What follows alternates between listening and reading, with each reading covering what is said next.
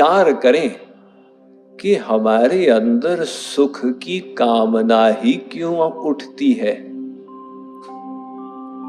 हम सब जीवों का एक लक्ष्य है, सुख मिले। वो सुख कहाँ है, इसके बारे में सबका अपना अपना विचार है। सबकी चित्त वृत्ति अपनी अपनी है, लेकिन लक्ष्य सबका सुख ही है।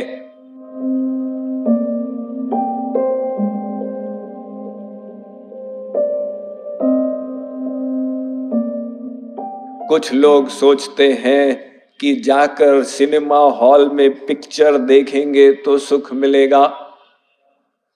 कुछ लोग सोचते हैं कि अगर वो इंडिया वेस्ट इंडीज का क्रिकेट वनडे इंटरनेशनल देख दें उससे बड़ा कोई सुख नहीं।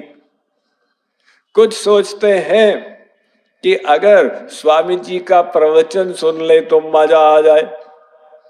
अब सुख कहाँ है, इसमें सबका अपना अपना विचार है। मुंडे मुंडे मतिर भिन्ना तुंडे तुंडे सरस्वती विचित्र रूपा खलु चित्त वृत्तयः। सबकी चित्त वृत्ति अपनी अपनी है, लेकिन लक्ष्य सबका सुख ही है। और दिन भर हम जो करते हैं 24 घंटे तैल धारावत विच्छिन्न एक सुख प्राप्ति की खोज में ही करते हैं। कभी बैठते हैं सुख के लिए, कभी खड़े होते हैं सुख के लिए, कभी आप जाके सो जाते हैं सुख के लिए, कभी उठते हैं सुख के लिए। आप रात को सोते हैं ना? जी स्वामी जी, सब सोते हैं 10 बजे, 9:30 बजे, 11 बजे, 12 बजे। क्यों सोते हैं? सोने में मजा आता? बहुत मजा आता। हमारा वेद कहता है कि विश्व का सबसे बड़ा सुख ये क्या है? गहरी नींद का सुख। जब गहरी नींद में आते हैं, यानी आप जब सोते हैं तो वो तकिए पर सिर रख के अपने हाथ पैर को अंड बंड ढंग से रख के और निद्रा आने का ध्यान करते हैं, तो पहले तंद्रावस्था आती है, फिर स्वप्नावस्था आती है। तो स्वप्नावस्था में सुख नहीं मिलता, क्योंकि वहां भी राग द्वेष मार धाड़ ये चलता रहता है। किंतु जब स्वप्न बंद हो जाते हैं और आप गहरी नींद में चले जाते हैं, तो गहरी नींद का सुख ये माया के संसार का सबसे बड़ा सुख है, ये वेद कहता। यद्यपि वो वास्तविक सुख नहीं है, लेकिन उसमें संसार के दुख मिट गए। तो वो संसार के दुखों की निवृत्ति हो गई, इसीलिए इतने बड़े सुख की अनुभूति हो रही है। तो ठीक है, सोने में सुख है। आप ऐसे कीजिए, आप अपने ऑफिस से छुट्टी ले लीजिए 4 दिन की अनपेड लीव, हम आपके तनख्वाह की व्यवस्था कर देंगे।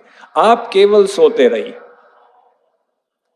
12 घंटे 16 घंटे उठे है खबरदार, 20 घंटे अब तो उठे बिल्कुल नहीं। अजी साहब कहां तक सोते रहेंगे? आप तो कह रहे थे सोने में सुख है, नहीं अब उठने में सुख मिलने शुरू हो गया। ये देखिए प्रक्रिया उल्टी हो गई, लेकिन सुख का लक्ष्य वो ही बना हुआ है। तो वेद कहता है कि निरंतर प्रत्येक क्रिया में हम लोग सुख खोजते हैं, यहां तक कि अगर हम रोते हैं वो भी सुख के लिए रोते हैं। हम लोग सोचते हैं कि रोने में तो दुख है और हंसने में सुख है, इसलिए यदि कोई रो रहा हो तो हम मुंह लटका के पूछते हैं क्यों भाई, क्या हो गया।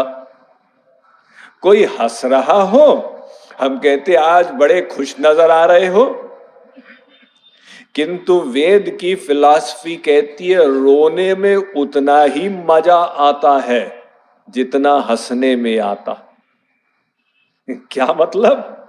देखिए, एक आदमी है, वो रो रहा है, आप उससे पूछो क्यों रो रहे हो? मेरे पिताजी का देहांत हो गया।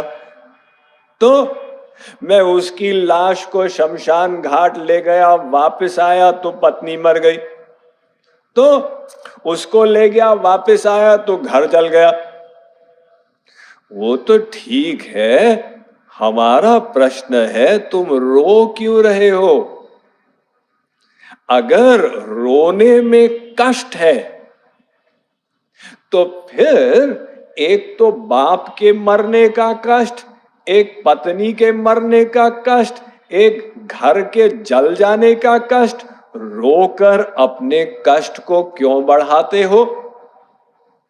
नहीं साहब, वो तो जो दुखों का पहाड़ आया, मैं रोकर उसको बाहर निकाल रहा हूं, इसमें मुझे शांति मिल रही है।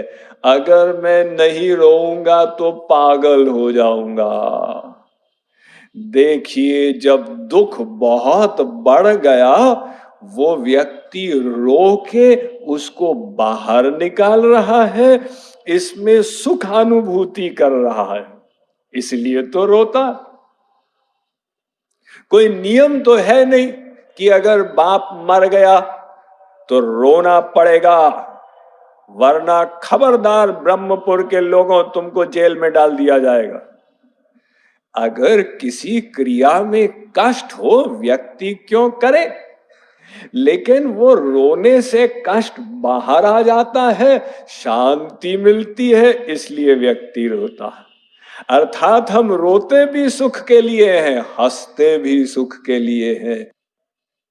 एक बार एक टेबल पर शराब की बोतल पड़ी थी, नीचे कुछ चूहे खेल रहे थे।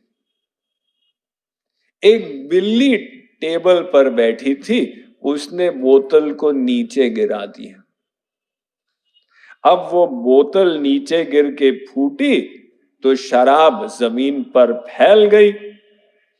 वो चूहों ने शराब को पी लिया, उनको नशा आ गया। एक ने कहा मैं राजा, दूसरे ने कहा मैं विश्व विजेता, तीसरे ने कहा तुम लोगों को जो बनना है बनो, मैं नाश्ते के लिए अब बिल्ली को खाने जा रहा हूं। ये बुद्धि भ्रष्ट हो गई ना, वो शराब के कारण।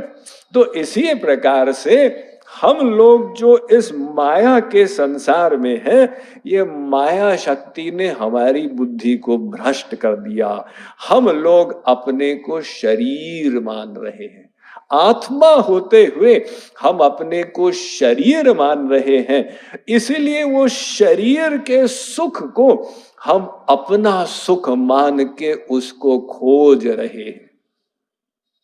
मैं कौन हूं? मैं शरीर हूं। मेरा सुख क्या है? शरीर का सुख मेरा सुख है। अब हम शरीर के सुखों के लिए इस संसार में भाग रहे हैं, और वो भागते भागते भागते किसी को सुख मिला नहीं, क्योंकि वो मिश्रित है ना, सुख के साथ दुख। अभी पिछले श्लोक में श्री कृष्ण ने कहा था सुख भी आएगा, फिर दुख भी आएगा, फिर सुख आएगा, फिर दुख आएगा, ये मिक्सचर। तो व्यक्ति सोचता है सुख मिले, अरे दुख मिला, चलो फिर सुख मिले, अरे दुख मिला।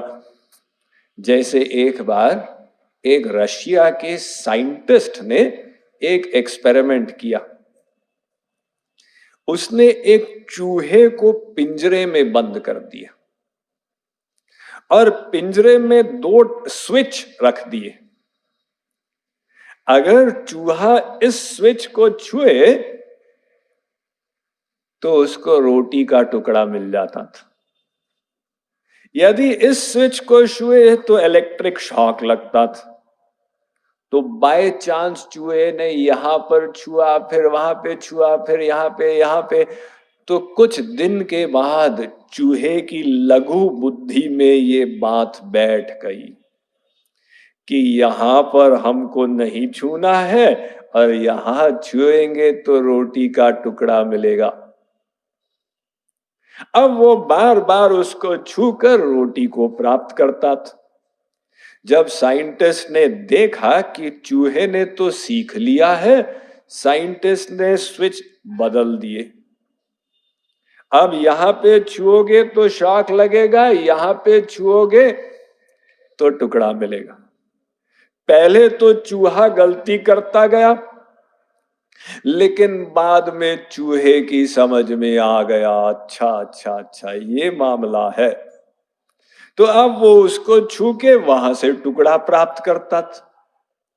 जब साइंटिस्ट ने देखा कि चूहे ने फिर से सीख लिया है, साइंटिस्ट ने फिर से उल्टा दिया। अब फिर धीरे धीरे चूहा समझ गया, तो साइंटिस्ट उल्टाता गया। लास्ट में चूहा बेचारा बिल्कुल ही कंफ्यूज्ड हो गया।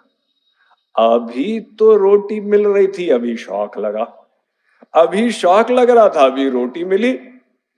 साइंटिस्ट ने पिंजरे के दरवाजे को खोल दिया, तुम आजाद हो, भागना चाहो तो भागो। लेकिन चूहे की भागने की इच्छा ही खत्म हो गई।